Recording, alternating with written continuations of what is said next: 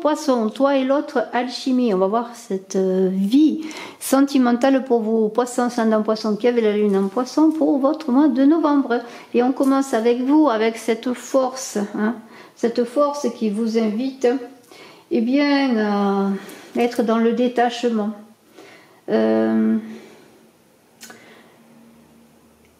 y a une idée de ne pas être dans la violence ni dans la démesure, de s'appuyer sur votre âme, votre cœur, votre esprit, sur votre énergie vitale, sur votre féminin, d'être en alliance avec ce féminin et ce masculin qui est en vous, c'est-à-dire allier le masculin au féminin.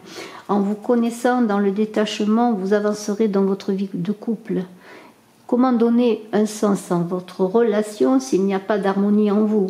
En face de vous, nous avons un magicien, hein, c'est la personne qui est le bateleur du Moyen-Âge, qui a un grand potentiel, mais qui peut-être ne sait pas s'en servir, qui est peut-être maladroite, une personne maladroite en face de vous, qui est joyeux, qui est un peu dans l'idée aussi de manque d'autonomie, qui a besoin d'apprendre de la vie, de parfaire son potentiel créatif. Hein.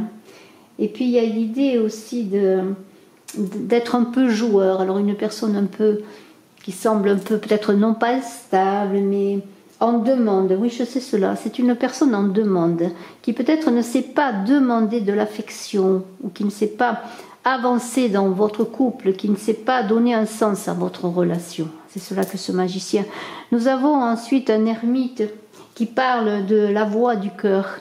Quelle est la voie à entreprendre pour s'unir à l'autre dans le cœur? Eh bien, il y a cet ermite qui parle bien sûr de solitude et de ressourcement, de se laisser éclairer, hein, peut-être par la lumière de l'autre, par votre propre lumière, pour avancer ensemble. Mais il y a une idée aussi de lenteur, d'avancer doucement sur ce chemin amoureux pour vous, Poissons, de ne pas avoir de précipitation, d'attendre le bon moment peut-être. Et nous avons un chemin, justement, ce chemin qui est éclairé par ce soleil magnifique. Alors pas d'inquiétude à avoir. Il y a une idée de donner vraiment un sens à cette relation. Mais quel sens lui donner encore une fois? Peut-être d'être dans la chaleur, dans le réconfort, à briller non pas dans son ego, mais dans l'accompagnement de l'autre, à éclairer peut-être le chemin de votre couple, de communiquer cette lumière, de la donner, d'être charismatique, de propager votre propre énergie pour que justement ce couple rayonne.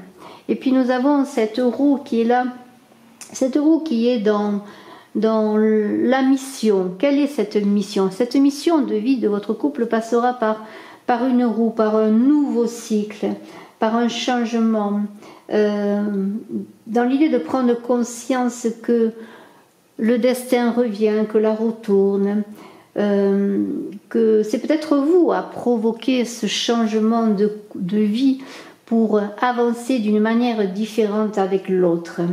Parce qu'il y a souvent des schémas répétitifs, des schémas récurrents, peut-être des schémas familiaux qui reviennent. Il y a une idée de se libérer de ces mémoires pour avancer, pour accueillir la nouveauté, pour avancer avec l'autre dans un nouveau plan de conscience. Et nous avons un défi qui est symbolisé par ce pendu. Le défi serait-il de lâcher prise, d'avoir confiance, de s'abandonner, de déléguer un petit peu bien à l'autre, peut-être à l'univers, l'avancée de votre vie sentimentale et surtout de se libérer de toute violence. Peut-être de sacrifier son ego pour être dans sa vérité.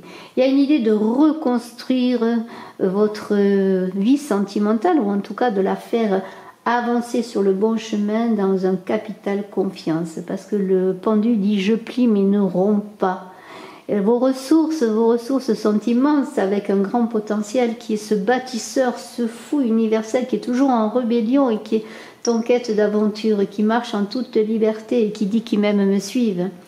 Eh bien c'est cela les ressources de votre couple, d'avancer ensemble en n'ayant pas peur de la nouveauté, peut-être de l'inconnu, entre sagesse et folie, car folie car le monde vous appartient. Il appartient à vous, vous n'avez plus qu'à danser.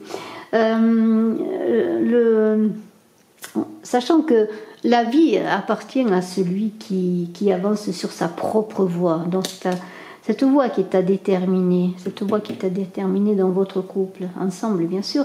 Et puis il y a un passage obligé qui est celui de la structure de l'empereur qui établit. Alors le passage obligé serait peut-être une union de stabilité, une officialisation.